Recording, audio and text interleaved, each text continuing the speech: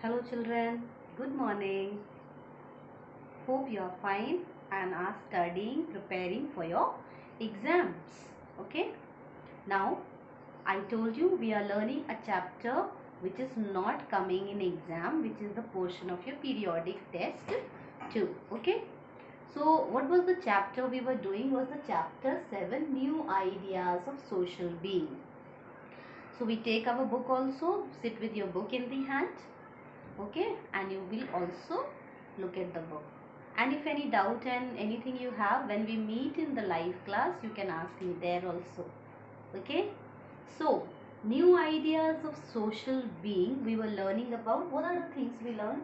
We learned about later Vedic period, that there were some negative things came into later Vedic period, where Brahman took over everything, and there were costly sacrifices. Okay, so people were not able to that. Lot of rituals were there, sacrifices. So they wanted something free from this costly rituals and sacrifices. Okay, then we learned about Upanishads. Upanishads were something which was related to where the children or the student used to sit near the teacher and listen. It was verbally, orally given to the students. Okay, and time of composition, what was the time of composition we learned? 800 to 400 BCE. Okay, the main book, there are 7 to 5 books which are very main Upanishads. Okay, we have lots of Upanishads, 108 Upanishads. From 108, 7 are very important and 5 are also relevant important. Okay, then we had learnt about time of composition. I told you already, 800 to 400 BCE. We learned main books. We have to see today about we learned about Jainism. Okay, who was the founder of Jainism? Lord Mahavira. Okay, and then we also had learnt about his enlightenment. He left his palace, he went for the search of truth. Okay, and then we have to see today about his philosophy.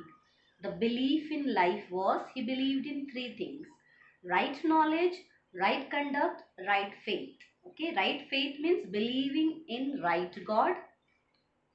Right conduct means having good character is also very important. And right knowledge, correct knowledge. Okay?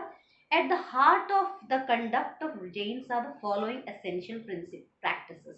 So Jain people practice some very important thing: non-violence. Okay, no cause harm to human being, animals. They do not hurt any human being. They do not hurt even an animal also. So their main principle of life is non-violence.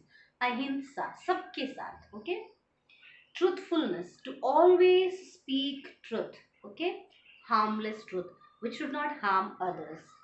Non-stealing, not to steal. Steal means, chori nahi karni hai. Okay, and chori means not, which is not properly given. Okay, you cannot take anyone's, like you are taking किसी की pencil उठा ली, किसी का box उठा लिया. Not like that. You take permission and take things. Non possession, do not collect things. Okay, materialistic things ज़्यादा collect नहीं करनी है. कार भी लेना है, घर भी लेना है, अच्छे कपड़े भी लेने हैं. Not that. Okay, do not collect much things. So that were, these are the 4 principles of Jains. Non stealing, okay, non violence, not collecting much things, worldly चीजों के पीछे नहीं भागना है. और दूसरी चीज क्या थी, हम लोगों ने सीखा truthfulness. Now, as per the teaching of Jainism, the purpose lies in moksha. The main aim of religion was getting salvation. Salvation means from the cycle of death and birth. हमारा जीवन है, फिर हम मरते हैं, फिर एक और जन्म होता है. उस साइकिल से, जीवन मृत्यु के चक्र से छुटकारा पाना. Okay, that is called as salvation, getting moksha from the cycle of birth and death. Okay, if anyone does not achieve moksha after death, the soul will reborn. Agar if I have not got moksha after my death, again I will be having rebirth. So after my death, if I get moksha or salvation, then I am free. I will not be reborn. Otherwise, Hindu people or other religion believe that there are many births. You get again and again birth if you have not got moksha in any form, maybe an animal or bird or human being. It depends upon your deeds. So Lord Mahavira taught that men and women are spiritual equal and that both may renounce the world in search of moksha, ultimate happiness. So human being, men and women, both can leave the world to search for or go for the salvation. It's not that only men can go and become sannyasi. He said ladies also can leave the world and become or search for the moksha. He used Prakrit language. There are many languages, Sanskrit, Hindi. So he used to preach and speak to the people in Prakrit, Pali language, okay, which was understood by all the people at that time. So monks and nun. Monks means sannyasi and nun means sannyasin. Okay, for the gents, those who leave the world, leave their family, they are called as monks. And the women or girls, those who leave their family and go in search of God, they are called as nuns, sannyasi or sannyasin. Okay, so they were to practice strictly, okay, strictly all the principles. Others were observed as best by they can. So nuns and monks had to practice all the principles very strictly. Okay, now the decline, why this Jain religion did not grow much and why did it ended. So it said that the few centuries after Mahavira's nirvana, when Mahavira died, the religious procedure became more and more complex. So the religious things became more difficult. Okay, practicing this, what we say, the non-violence or non-stealing and truthfulness and non-possession, किसी चीज को नहीं रखना है, that became very difficult for people and impractical for the people. So therefore the followers of Lord Mahavira became less and less. Okay, this is about the decline. Okay, how Jainism became less or decreased the number, because the practices were very difficult, not to collect things. So people were not able to relate with those practices. So there were less followers. So decline. Okay, ended. Now we have the next one. Religion is Buddhism. Okay. So Buddhism is another religion which came into 2500 years ago, as nearly as the time of Jainism and Upanishad. So this is somewhere close to Jainism religion and Buddhism religion together. And Buddhism was started by Lord Buddha, a saint. He was also a son of 66th century. Okay, understood? So this is Buddhism. Founder is your Lord Buddha and it was started in 6th century. Now we have to see about his early life. He was born when? He was born in 583 BCE at Lumbini, now in Nepal. How you must have been to Lumbini? Many of you must have been. Some must have gone for the picnic, some must have gone with the family. So Lumbini is a place which is now in Nepal. He was born there. His father, King Suddhodana, was the leader of large clan. Clan means a tribe.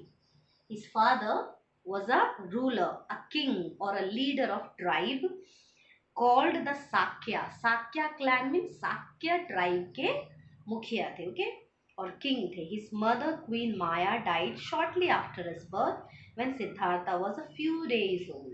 So when he was very small only, his mother died. The name of mother was Maya. A holy man predicted that the prince would be a great king or a great spiritual leader. So some holy men means rishis or sadhu, they came, and by seeing him, the Siddhartha, they said one day he will become either a very big king, या तो ये बहुत बड़ा राजा बनेगा या फिर बहुत बड़ा प्रवक्ता या संत बनेगा. Okay. So his father was very worried. I have only one son, and if he becomes some sadhu and sant, who will look after my kingdom? So he did not want his son to become a preacher. He tried to keep the prince away from the religion and sight of any suffering and raised him in luxury. So राजा जो थे कभी भी उसे बुरी चीज के सामने नहीं लाने देते थे. Otherwise he will become a saint. So he used to give him all kinds of comfort, nice clothes, nice food. So the prince used to think that जिंदगी जो है दुनिया सब ऐसी ही है, सबकी दुनिया इतनी ही सुंदर है. He was not knowing that people are poor also, old also, sick also. He used to think that life is so comfortable. So prince was given by the king all kinds of comfort. The king got Siddhartha married to a girl, Yashodhara. So when he was quite young, he got married to a beautiful girl named Yashodhara, and they also had a son. His name was Rahul. Okay, so he married Yashodhara, and he had a beautiful son also. His name was Rahul. Okay, so till now the father was able to keep Buddha from the sight of all other pains and sorrows of the world. And the Buddha used to think that life is beautiful and comfortable as in the palace. Then what happened? One day, the passing sights. Now we have to see passing sight. Okay. Now when Siddhartha reached the age of 29 with little experience of world outside the walls of palace, one day he was overcoming curiosity and he asked a charioteer to take him on a ride through the countryside. So when he grew up 29-year-old, he wanted to know what is outside this palace. इस महल के बाहर क्या है? He wanted to see. He was curious. उसको जानना था. So he asked his charioteer means जो उसका रथ चलाता था, to take him outside the palace. So on this journey, he was shocked by the sight of an aged man. So उसने एक बूढ़े आदमी को देखा, and then a sick, he saw an old man, a dead man. Okay, old man, sick man, dead man. Okay, all these sights he saw. So the sight of old age, disease and death made a major impact of the mind of the prince. So prince got very confused. Oh, people become old also. Oh, people get sick also. Oh, people die also. That means one day I also will become old. I may also get sick. I may also die. So he came to know about the truth of life. Then he saw a wandering saint. Then he met a saint also. Okay. The charioteer explained that the saint was one who had renounced the world and was thus trying to find release, fear of death and suffering. The charioteer told that this is a sadhu who is trying to get away from all these suffering and searching for true God. So these are the four sights, the four passing sight.